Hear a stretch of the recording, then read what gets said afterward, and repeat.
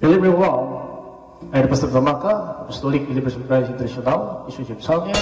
The program like is share, subscribe, and post notification bell to update every day the new videos. Thank you so much. God bless us all. Magandang umaga po sa lahat sa ating mga viewers, listeners dito po sa ating YouTube channel, Facebook. Naway kapayapaan at habag biyaya ng Diyos ay sumasa atin sa magitan ng ating Panginoong Kristo. Mga kapatid, sa oras nito, una sa lahat ay magpasalamat tayo sa Panginoon sa kanyang kabutihan. Hindi po tayo pinabayaan ng Diyos sa bawat araw. Patuloy po ang biyaya ng Diyos sa atin. Sa araw na ito, mga kapatid, ay ating iparating ang mensahe ng Diyos sa buong sanlibutan sa magitan ng internet. Dito po sa ating mga video na ating pinupost. Kaya paano marami tayong matutunan at papagandaan po natin, mga kapatid, ang mga darating na mga pangyayari sa sanlibutan na mga kapatid. Ito po ay natin alam kung ano mangyari na bukas, kundi ang Diyos lang po nakaalam dito. Now, sa lahat natin mga viewers ngayon dito po sa ating YouTube channel, sa Facebook, so i-like-and-share lang po natin ang ating mga video at yun po ang pinakamahalaga na maparating po natin sa buong sanlibutan, ang mensahe ng Diyos. Now, naman natin mga kapatid, nalait ating mga kapwa manampalataya, kapwa tayo na may relihiyon, natin sinasabi na relihiyon po natin ang tama at ang inyong relihiyon hindi tama. So wala po sa relihiyon ang pagkamit ng kaligtasan. Nasa aral po mga kapatid ang pagkamit ng kaligtasan. Yan ang tandaan po natin, ang kaligtasan nasa aral po mga kapatid ng Panginoon. Kaya dahil po na nasa aral po ang kaligtasan, so wala po magmalaki na relihiyon o samahan na minsan kasi ay yun po ang dahilan na iniiwasan talaga na may naglaban-laban ng salita ng Diyos. So mga kapatid, ito po ginawa po natin, dagdag kalaman lang po na paano patatagin po ang ating pananampalataya ng Panginoon. So ito lang mga kapatid ang pinakamalaga na alam po natin ngayon, ating katayuan ito sa bawat araw na ating pamuhay. Dapat po na alam natin kung ano talaga ang pinakamalaga. Ang pinakamalaga mga kapatid na ang salita ng Diyos ay ating mapakinggan. So yan po ating ginagawa sa bawat araw. Lulumin ng Diyos ay maparating natin mga kapatid ang mensahe ng Diyos para po kahit paano ay makapaghanda po tayo sa darating na panahon, sapagkat haharap tayo sa hukuman mga kapatid at tatanggap tayo ayon sa ating gawa, mabuti kung masama, habang namumuhay pa tayo sa sanlibutan na ito. Ang ginawa natin mga kapatid, ang mga video na ito, sana po pag tayo mawala ng pag-asa, sana patuloy tayo mga kapatid sa paggawa ng kalooban ng Diyos, lalo na po na nalalapit na po mga kapatid pagparito ng Panginoon. Dahil ang mga pangyari sa sanlibutan niya mga kapatid, ito po ang isang palatandaan ng kanyang pagbabalik. Kaya tuloy tayo mga kapatid sa ating pag-aaral ng Biblia habang naghintay tayo sa pagparito ng Panginoon. At yan po mga kapatid ang ginawa natin ngayon, na sana ay huwag kayo magsawa, no? Sa ganitong paraan ay ating matutunan ang aral po ng Diyos mga kapatid.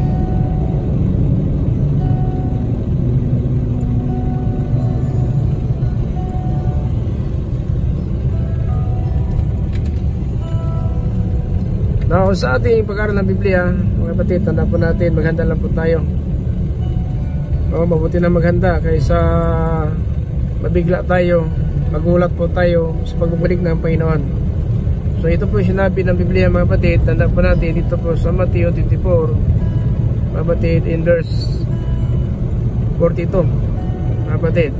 Ito po ang dapat natin malaman, 24:42 dito po sa Mateo, na maganda tayo kasi natin alam kung kailan babalik ang ating Panginoon.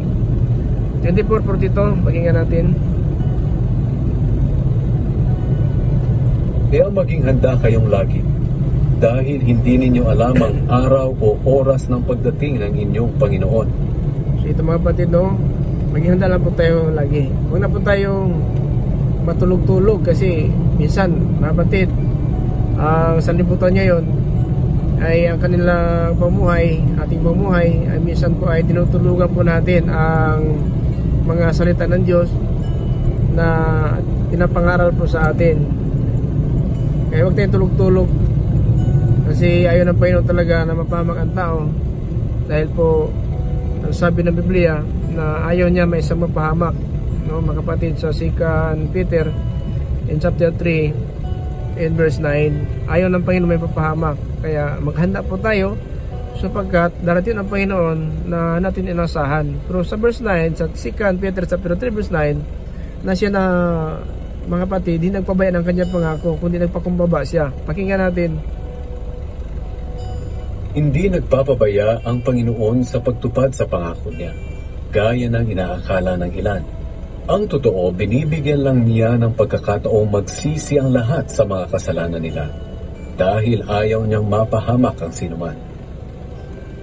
So yan po mga kapatid ang plano ng Diyos. Now, tayo ngayon, ano ba talaga ang plano natin? Kaligtasan. So dapat, kung kaligtasan ang ating pinapangarap, dapat hindi nakapokus sa sanlibutan. Nasa salita ng Diyos tayo nakapokus, mga kapatid, para po na turuan tayo ng Panginoon na narapat na pamuhay para makamtan natin ang kaligtasan. Now, nagtatrabaho naman tayo, hanap buhay sa bawat araw, pero hindi naman sinasabi na, mga kapatid, mali po yan kasi nahanap buhay po tayo. Pero ang ibig sabihin, makapokus sa ating isipan, kasi sa pagtrabaho natin, kasi saan man tayo paroroon, sa trabaho, sa ating paglalakbay, ay ang mga tao talaga, hindi lahat po ay nakalugod-lugod, no, sa kanila ang ating pamuhay, kasi ang mga Kristiyan, ang totoong Kristiyan, ay kinakalaban ng sanlibutan.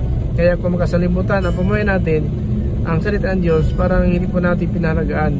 Pero kung kaligtasan talaga ang ating hangad, ay sinasalistik natin ang kasulatan, dahil naalam natin na ito po, ang salita ng Diyos ay nagbigay sa atin ng kaligtasan.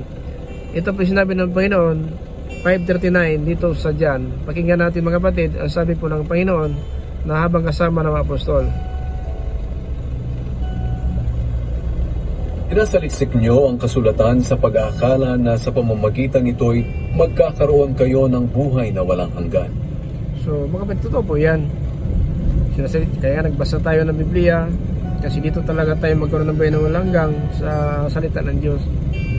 Kaya ang ginawa natin ngayon ay patuloy po tayo sa itong paraan. Nakapag-post tayo ng mga video, at saka nagla-live po tayo tungkol po sa salita ng Diyos, kahit paano na marami tayong matutunan.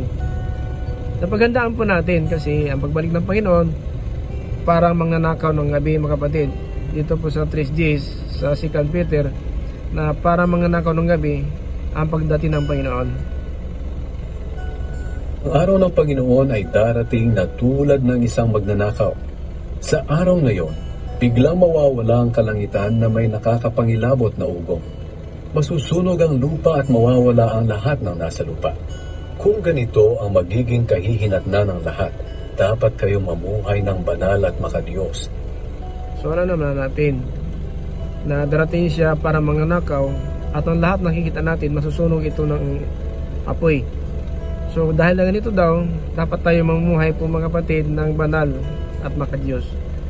No, yan talaga ay pinatulan ng Biblia. Habang nahanda po tayo, kapatid, sa pagparito ng Panginoon, dapat mamuhay ng banal at makadiyos. No, sa verse 12 to 14, dito po sa 2 Peter chapter 3. Habang inihintay nyo ang araw ng pagdating ng Diyos at ginagawa ang makakayanan nyo para mapadali ang pagdating niya. So ang padali ng pagdating niya, ang pagbuo ng bilang na hintil at ang pamuhay na katuwiran. Pero kung sabihin natin na para matagalan ng Panginoon, magawa tayo ng kasamaan, may impyerno na naman. Matagalan niya ang Panginoon, pero may impyerno naman sa mga tao na napapatuloy para mapatagal ang Panginoon sa pagparito, ay gumawa ng kasamaan, pero ang impyerno nakahanda na naman. Pero tayo magpatuloy po sa gawa ng kabutihan, matagalan man madali ang Panginoon, may kasiguruhan na po tayo. Pero kung sabihin mo na gawa tayo ng kasamaan para matagalan ng Panginoon, totoo po yan. Matagalan ng Panginoon, nabigyan sana ang tao ng pagkataon na maligtas, ayon sa verse 15. Lalahanin nyo na kaya hindi pa dumarating ang Panginoon ay para bigyan ng pagkakataong maligtas ang mga tao. So yun ang nakatagal talaga para bigyan ng kaligtasan. Pero may hangganan po, no? May katapusan po. Kasi nag-promise siya na siya babalik. So hindi natin alam kung kailan ito. Kasi ang Diyos na po nakakaalam na kailan siya babalik. Na kahit pa tayo mga anak ng Diyos na naglilingkod ngayon, hindi natin alam kung kailan siya babalik. Sapagkat sinabi niya mga kapatid sa 24 in verse 36 dito po sa Mateo, mga kapatid, pakinggan natin ang sinabi ng Panginoon Kristo sa Mateo 24:36. Ano sinabi niya? Kung sa araw o oras ng aking pagbabalik, walang nakakaalam nito, kahit ang mga anghel sa langit o ako mismo na anak ng Diyos. Ang Ama lang ang nakakaalam nito. So yan mga kapatid, walang nakakaalam. Kaya naghanda lang po tayo kasi babalik talaga siya. Pero napatagalan ang Panginoon sapagkat maraming biyama pa rin na namuhay ng masama. Kahit na may alam na po na salita ng Diyos, pero namuhay pa rin sila ng masama. Pero sinabi ko na nga, natagalan niya ang Panginoon sa kanyang pagpapumbaba, pero may hangganan po. Sapagkat babalik talaga siya ayon sa kanyang pangako. Babalik ang Panginoon at parusahan na po niya ang mga tao na hindi talaga namumuhay ng maka-Diyos.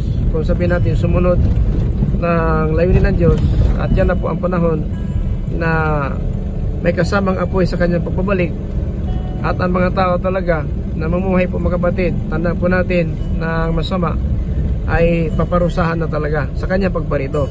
Pero hambag na nanatili pa tayo mga kapatid ngayon at ang biyaya ng Diyos ay pinapangaral pa po natin, so biyaya pa tayo. Pero pagkatapos ng biyaya na ito, kaparusahan na po ang taptan ng tao.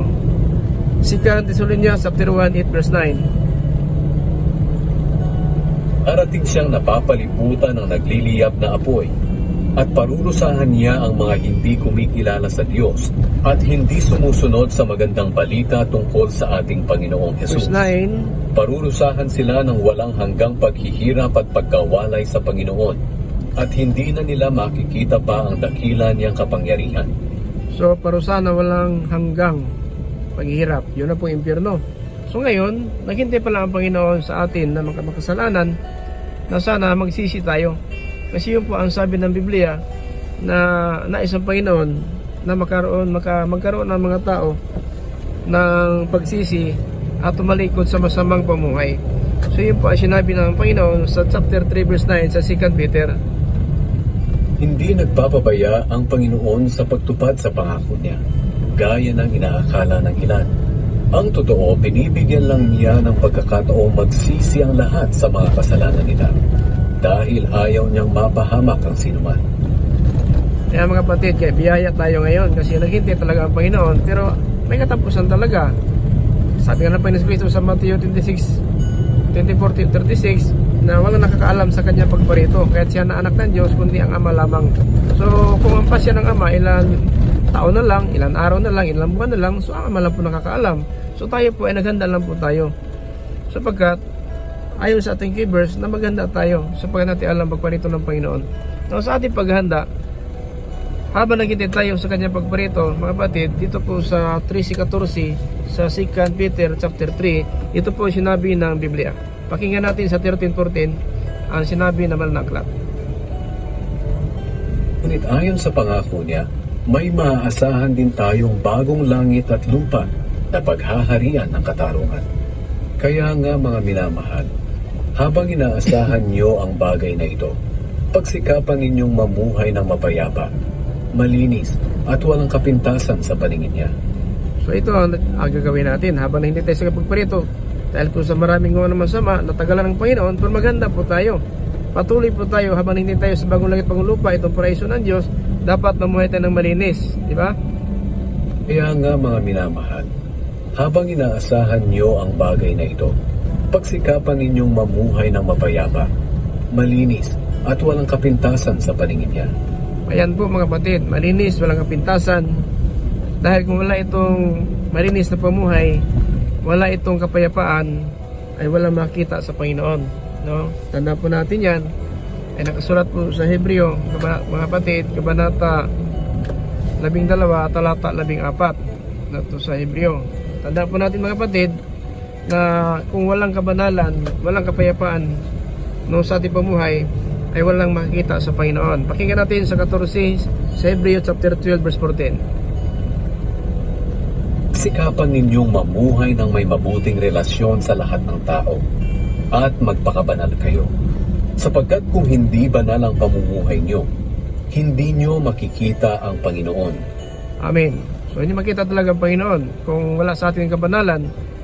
So itong kabanalan mga kapatid, ano ba ang ibig sabihin? Ano ba ang banalin ng Diyos? Mga kapatid, ang babanalin ng Diyos, ang ating katawan at saka espiritu at kaluluwa.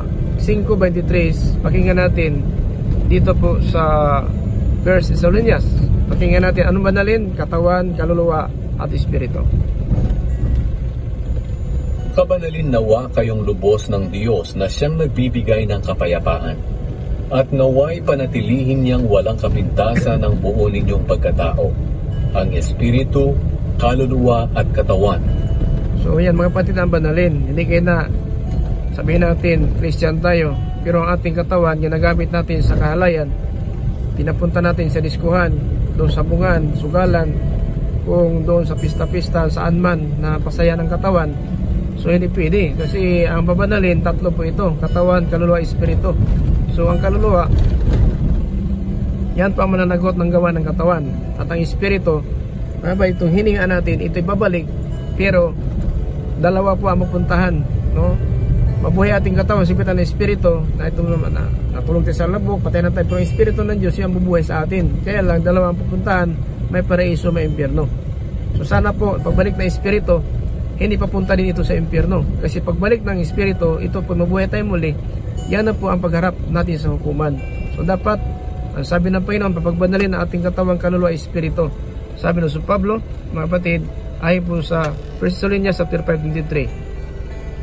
Kabanalin nawa kayong lubos ng Diyos na siyang nagbibigay ng kapayapaan, at naway panatilihin niyang walang kapintasan ng buo ninyong pagkatao, ang espiritu, kaluluwa at katawan, hanggang sa pagbabalik ng ating Panginoong Hesukristo.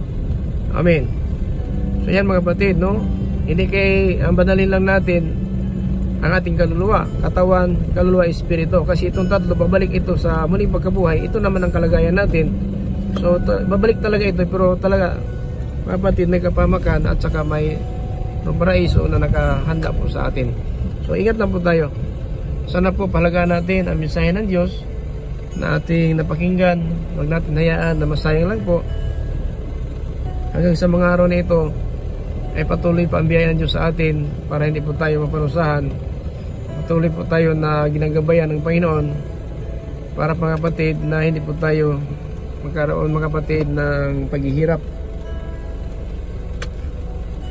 Kasi hirapan mga kapatid, talagang pagdating po ng hatol, ang impyerno talaga ay nakahanda na po yan, no? Sa mga tao na hinisitaliman ng Ebanghelyo. Ayon po sa 2 Thessalonians chapter 1 and verse 8.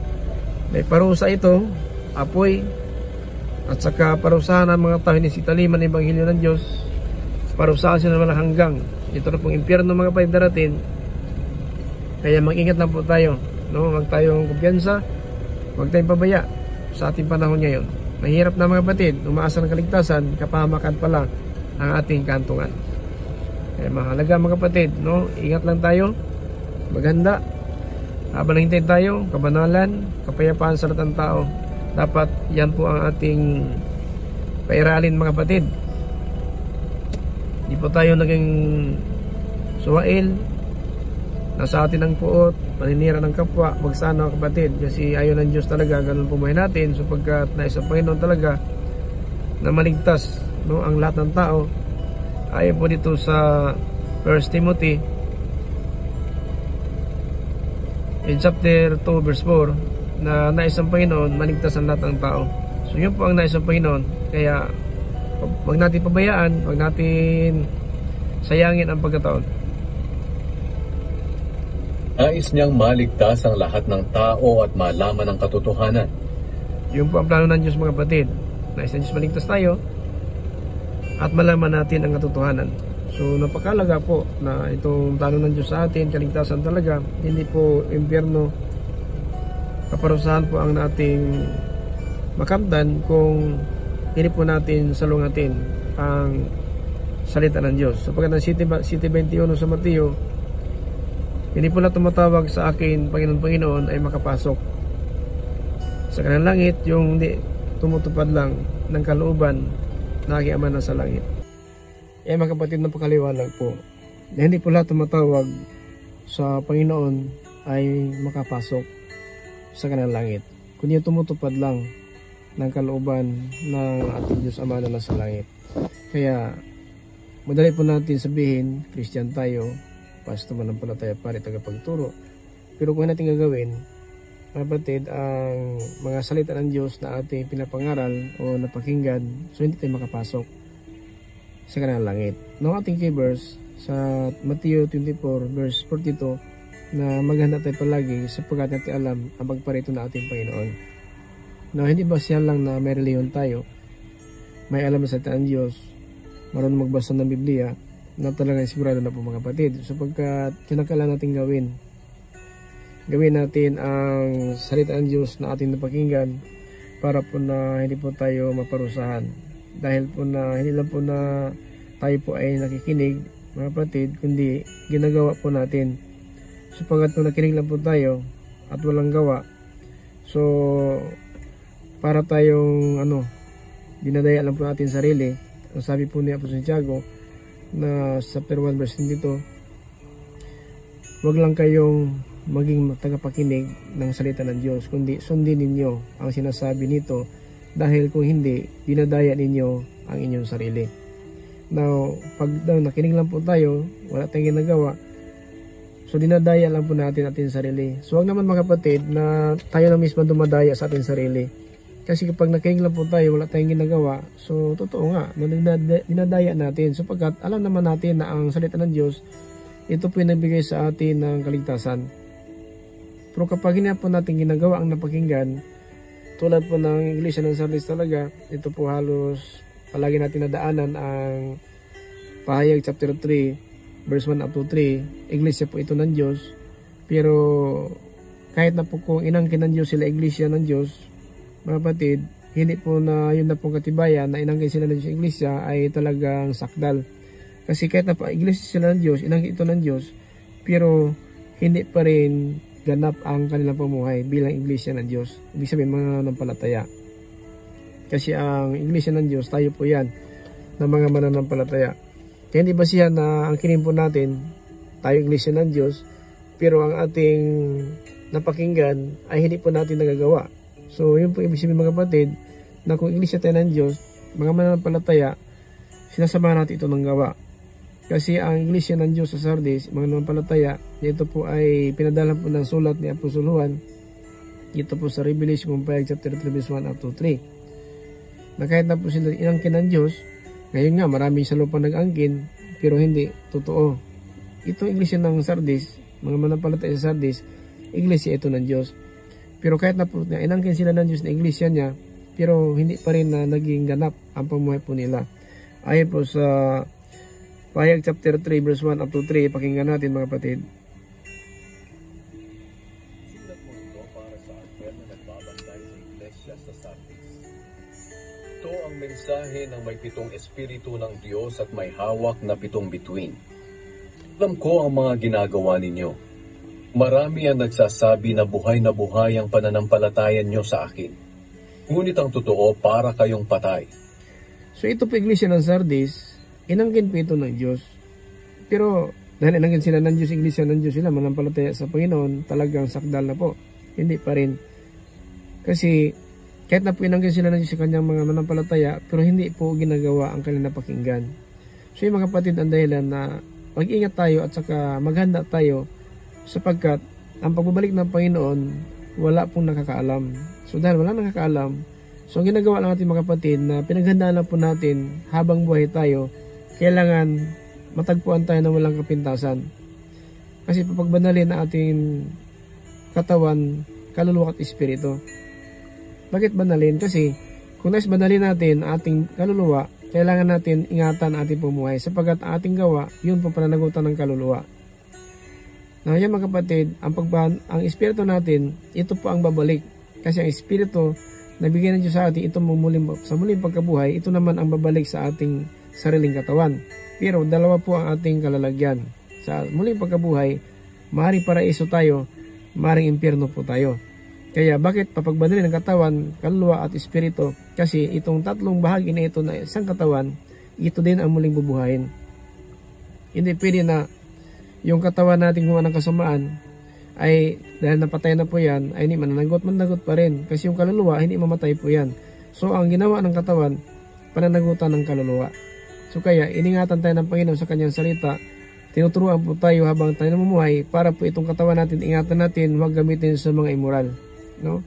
Kasi ang katawan natin, hindi po tayo ang may pag-ari dito. Ang Panginoon Kristo po ay po sa 1 Corinthians chapter 6 verse 19. Hindi po tayo ang may-ari ng katawan natin kasi binili na po tayo isang halaga.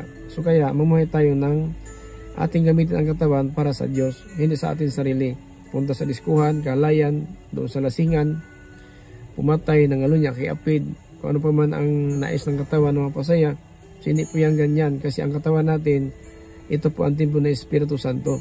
So kaya templo Espiritu Santo ang katawan natin, dapat gamitin ang katawan sa karangalan ng Diyos, hindi sa karangalan ng sarili nating sabihin natin kalooban na mapasaya natin ang katawan.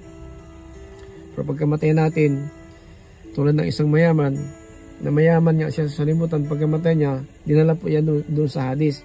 So wala na po siyang nagawa kasi yun na po ang araw ng ating pagaling sa limutan, hatol na po. Kaya mayaman, kahit na po siya mayaman, pero nang namatay po ang mayaman, dinala po siya sa Hades. Now sa kanyang pagdilat ng kanyang mata, ng kaluluwa, ay nakita niya si Lazaro, si Abraham doon sa kabilang dako. At yan mga kapatid, wala siyang nagawa kasi doon talaga hinatid. Pag namatay na po tayo, dalawa ating kalalagyan. Maring paraiso tayo ng kaluluwa, ilalim ng lupa, o sa langit. Kasi doon sa langit din naman kaluluwa ngayon. So dalawa po ang kalalagyan ng kaluluwa natin. Na sa ilalim ng lupa, may paraiso diyan sa ilalim ng lupa at saka may Hades, itong nag-alab na apoy. Sa dalawang lugar na yan, sana po, hindi po tayo doon sa nag-alab na apoy. Na ito kinalagyan ng mayaman na lang makawa si Abraham sa Lucas 16:22-26 na wala na pong nagawa ang mayaman kundi magpakaawa na lang po. So ganun tayo. Siguro sa limutan, buyong tayo ng bagay, marami tayong kayamanan, may sasakyan, negosyo, lupa, kung ano pa man.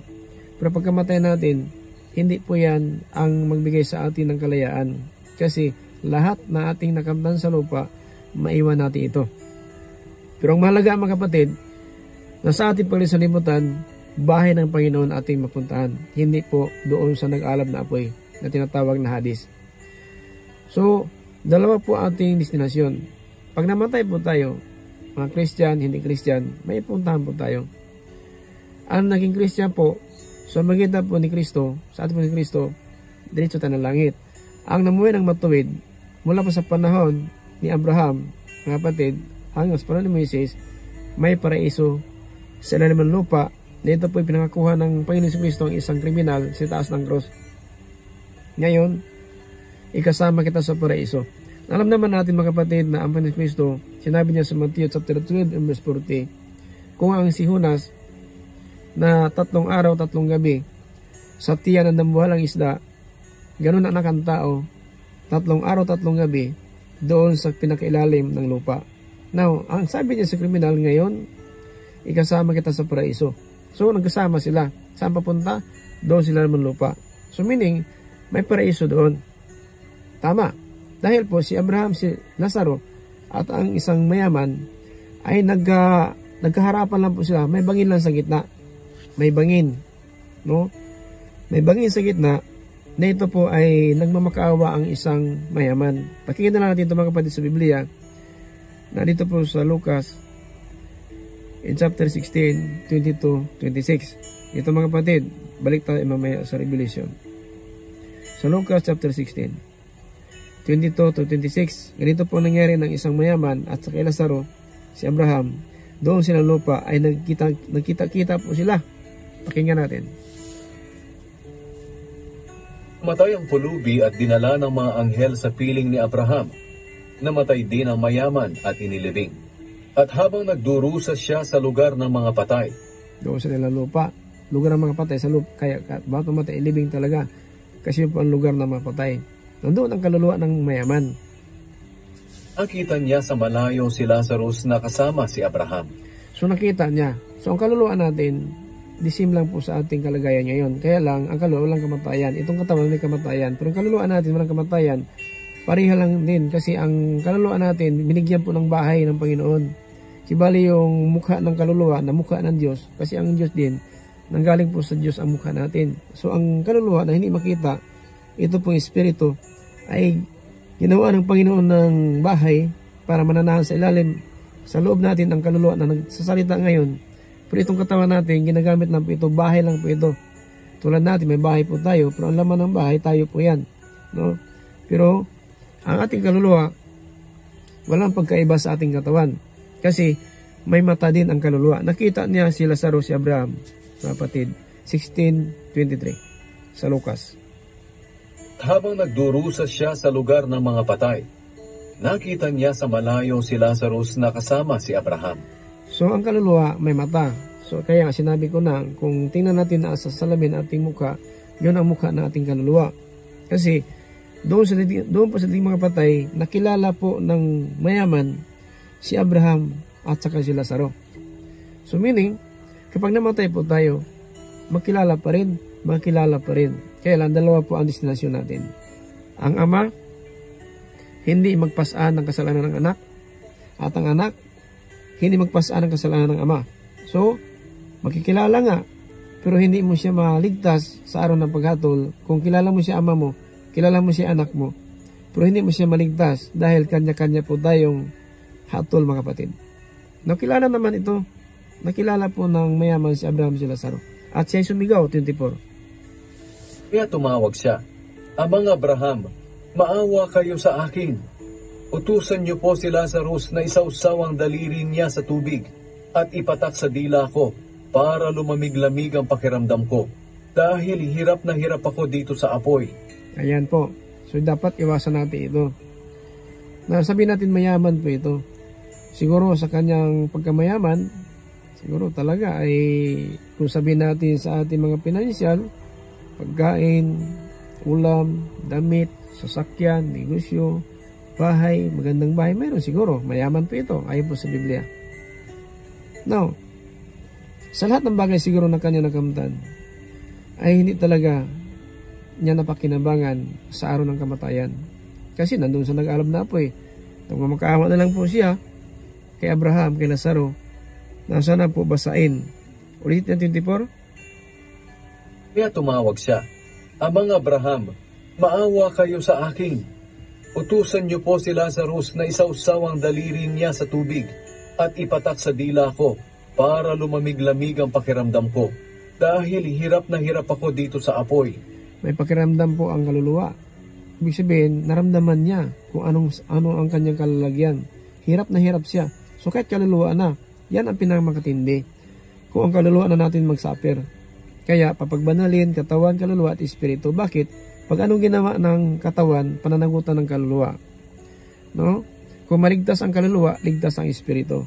Kasi ang espiritu, babalik lang po yan sa katawan natin na lilibing na po. Ito babalik sa alabok, babalik pong espiritu na yan. Kasi yung po ang babalik sa ating katawan. Kaya habang buhay tayo, papagbanalin ang katawan, kaluluwa, espiritu. Dahil babalik sa dati po tayo, pero wala na pong kamatayan. Kaya lang dalawa po ang pupuntahan. Tulad ng nangyari po sa mayaman at kay Lazaro. So ganun mga kapatid, isang babala ito sa atin.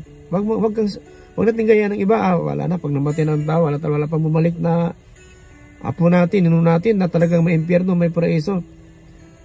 Yun lang pong kanilang rason at saka katuwiran para po na ayaw nilang sundin ang salita ng Diyos. Pero ang Biblia nagbibigay ng babala na po sa atin. Itong mayaman, nagmamakaawa. Kaya tumawag siya, Amang Abraham, maawa kayo sa akin.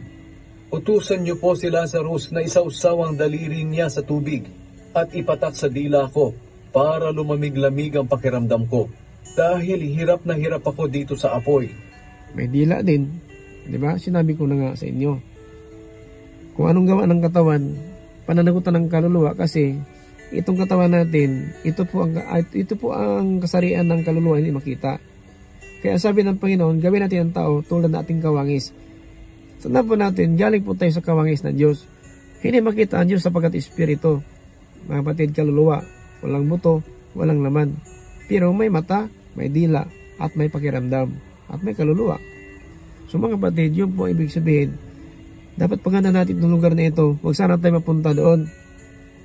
Ngayon, sa ating pamuhay sa limutan, minsan po talaga, kahit napakinggan na po natin ang salita ng Diyos, binabaliwala lang po ng salimutan. Bakit? Dahil po nakapokus tayo sa bagay na nais nating makamtan, na hindi pagkaloob ng Diyos. At yun na pong dahilan, napalayo tayo sa Panginoon, mga kapatid. Unti-unti tayo napalayo sa Panginoon sapagkat yung ating mga hinahangad na hindi makamtan, humanap tayo ng paraan, pumapatay ang tao para makuha lang po ang nais nila dahil po na hiniibigay ng Diyos. Kasi masama po ang ating motibo na kung makamtan natin ang bagay na yan, baka nang mamataas na po tayo tulad ng mayaman na namatay siya doon sa nag-alam na apoy. 25. Pero sumagot si Abraham, Anak, alalahanin mong noong nabubuhay ka pa sa lupa, ay mabuti ang kalagayan mo. O diba? Anak, alalahanin mo na doon ka pa sa lupa, ay mabuti ang kalagayan mo. Pero si Lazaro? Pero si Lazarus ay hirap na hirap. Ngayon naman ay inaaliw siya rito at ikaw naman ang nahihirapan. Di ba?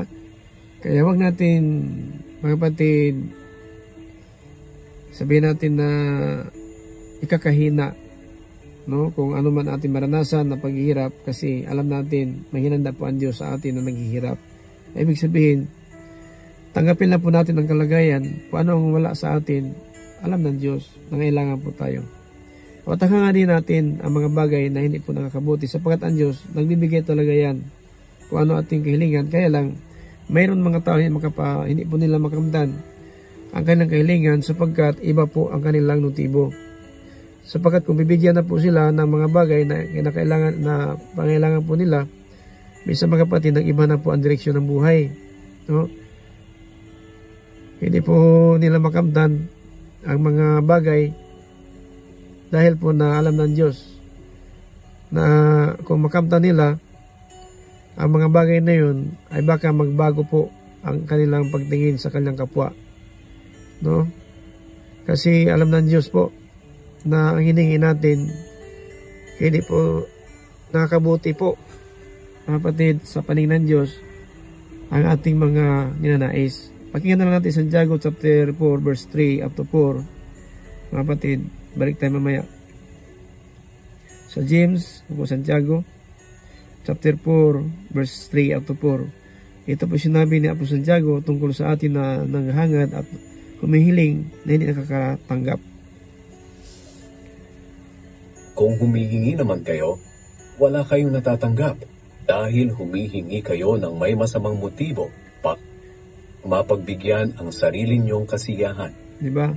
So mayroong hiling ng tao na para sabihin na siya mayaman, marunong siya, maraming pira, at saka dahil po sa ganyan na kalagayan, baka po hindi marunong tumingin ng kapwa na nasa ibaba.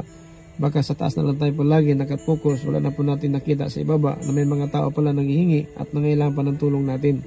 So yun pong dahilan na hindi matanggap talaga ang ating mga hinahangad sapagkat masama ang motibo natin.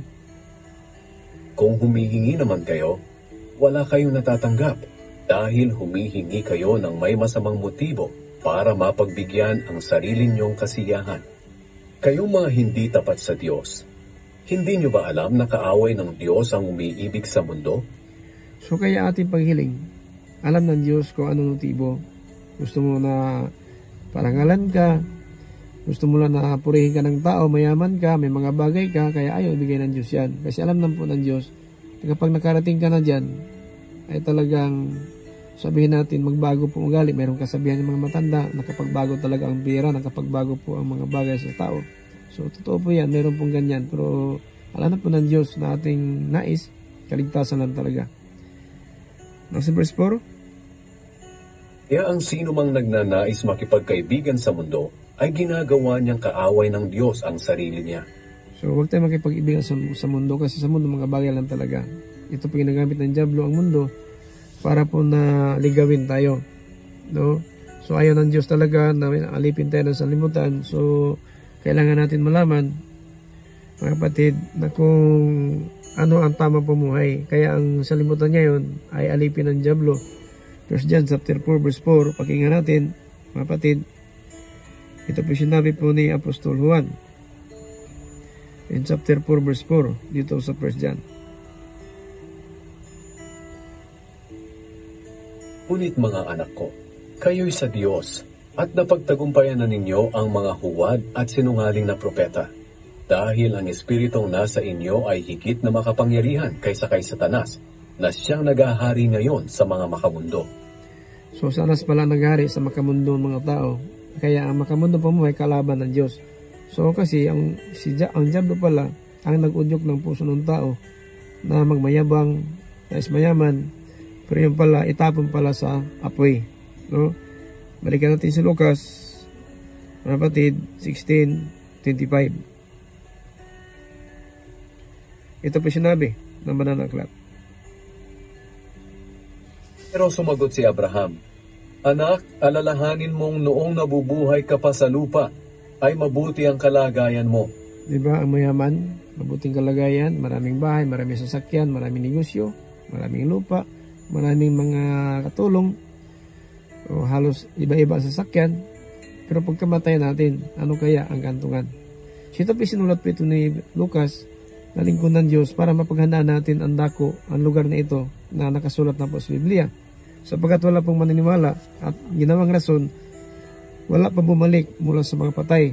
Pero ang Biblia mga kapatid, ito po daigdig mga patay po mga kapatid, sa lugar ng mga patay po ito, nalalagyan po ng mayaman at si Lazaro, si Abraham. Habang nagdurusa siya sa lugar ng mga patay, diba? Yung lupa, nagdurusa. nakita niya sa malayo si Lazarus na kasama si Abraham. So yan mga kapatid, pero may bangin lang sa gitna. Isa lang po patutunguan ng kaluluwa, yung mga hindi pa nadatinan ng Panginoon si Kristo, doon talaga sa lupa. Pero na tayo po nailalim na po kay Kristo, pag namatay po tayo, dumating sa dambana ng Diyos mga kapatid. Now sa 26. Isa pa, hindi maaari ang sinabi mo dahil may malawak na bangin sa pagitan natin.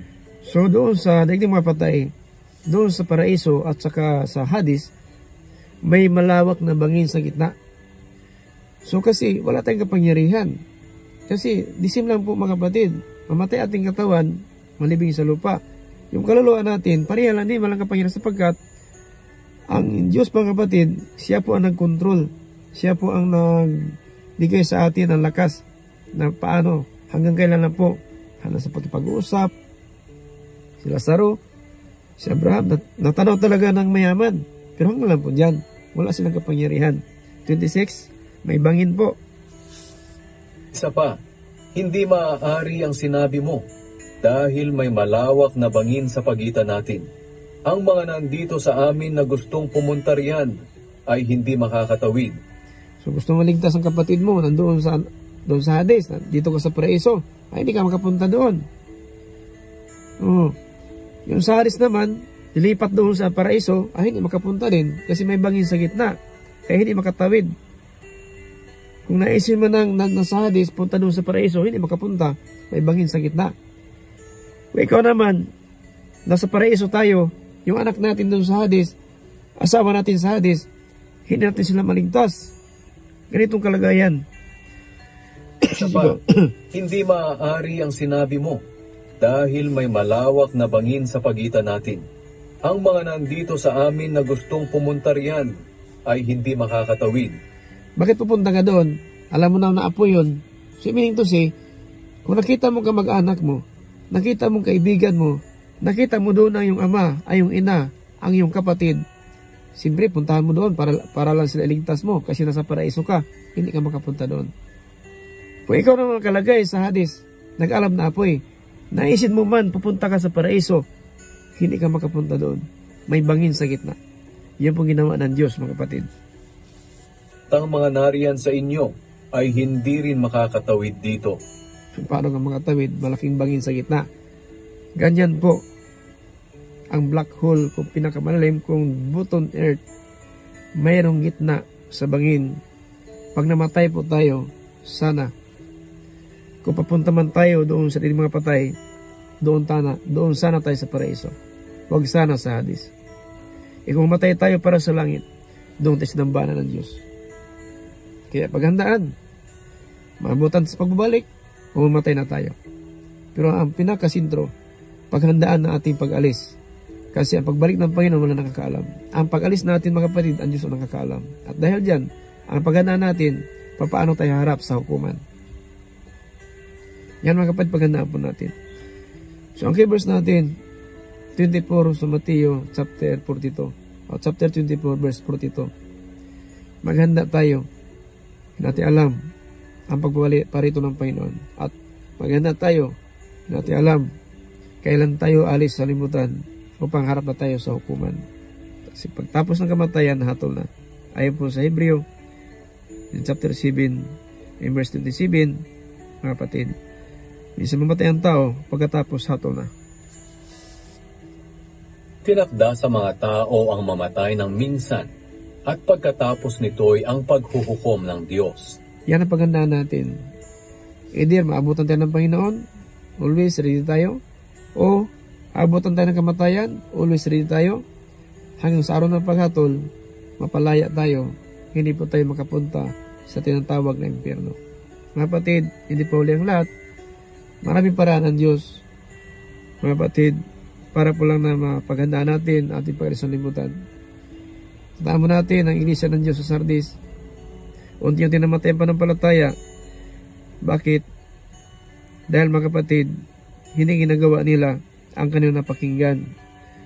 In chapter 3 verse 2 up to 3, dito po sa Revelation kung payag.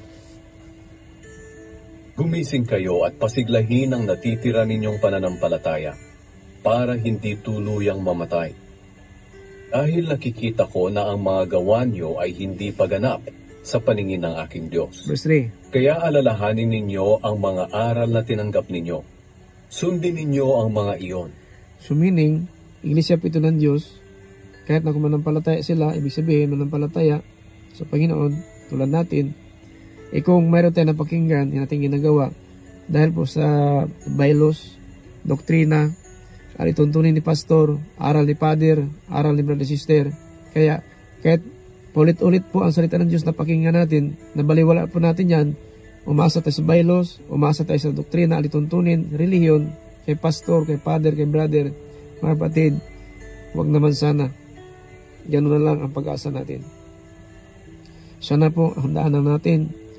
Kasi ang anak, hindi niya mapasaan ang kasalanan ng ama, at ang ama, hindi mapasaan ang kasalanan ng anak. Ayon po sa Ezekiel 18 verse 20. Na kung si pastor lang, aasahan mo. Kung rin ang aasahan mo, hindi ka maniligtas. Pero kung sundin natin ang salita ng Diyos, kalooban ng Diyos, ligtas tayo. No, Lucas 16:27 to 30. Mga kapatid, ito po sinabi po sa 27 to 30. Ito na lang ang kahilingan ng isang mayaman kay Abraham. 27. Sinabi pa ng mayaman, kung ganoon amang Abraham, nakikiusap ako sa inyo, papuntahin ninyo si Lazaro sa bahay ng aking ama, para bigyan ng babala ang 5 kong kapatid na lalaki, tungkol sa lugar na ito ng paghihirap, nang hindi sila mapunta rito. Sumagot si Abraham, nasa kanila ang mga isinulat ni Moises at ng mga propeta. Dapat nilang pakinggan ang mga iyon. Sumagot ang mayaman, hindi po sila makikinig doon amang Abraham. Yan po, so maliwanag po. Mayaman nga sila, pero hindi pala sila nakikinig ng salita ng Diyos. Sulat ng mga propeta. At hanggang ngayon mga kapatid, ganun din ang kalagayan natin. Marami pong nakikinig, pero hindi sila gumagawa. At laro na pitong nakinig, i-scroll down po ang mga video natin, mga live natin, i-scroll down po sa YouTube, sa Facebook. Pero mga kapatid, tandaan po natin, sa araw ng kamatayan, hindi mo na ma-scroll down ang lugar na ating kalalagyan. Sana mga kapatid, ito po 5 kapatid na buhay, nang makaawa ang isang mayaman sa 5 kapatid na buhay, baka pati sila makapunta ng dako na yon na pagdurusa. 28. Para bigyan ng babala ang 5 kong kapatid na lalaki tungkol sa lugar na ito ng paghihirap, nang hindi sila mapunta rito. So yun na po ang naisip ng mayaman sa 5 kapatid niya na buhay pa, na maiwas na lang sila doon. Kasi pag namatay din sila, ganun ang kalalagyan. Kaya naghingi po ng pakiusap po ang mayaman, papuntahin sila sa bahay ng kanyang ama, sa 5 niyang kapatid, baka pati sila makapunta dito sa dako ng lugar na pagdurusa. Sana mga kapatid, hindi ganyan po ating kantungan. Sana po bigyan ng halaga ang salita ng Diyos. So maraming salamat po sa lahat ng mga viewers natin. Pasensya lang kasi masipon po tayo. Hallelujah, glory to Jesus. Salamat po sa inyong lahat. I-like and share lang po natin ang salita ng Diyos. Don't forget, post, notification bell for update every day ng new videos or live streaming sharing the word of God. Sa ating Facebook, like and share lang po. Para maparating natin ang salita ng Diyos sa buong salimutan. Kailan po tayo maligtas. Lahat na makarinig, maabot ng salita na ito ng Diyos. Sana po madilat ating mata, gumising, natutulog, at magbagong buhay na po tayo. Tulad ng mayaman yung Asya, nag-alam na po yung kanya napuntahan. Ulitin ko po, maraming salamat po sa lahat. Ito po yung Pastor Tumaca, Apostolic, Believers of Christ International, magsabi sa bawat isa, grace, mercy, and peace be to us, Jesus Christ. Amen.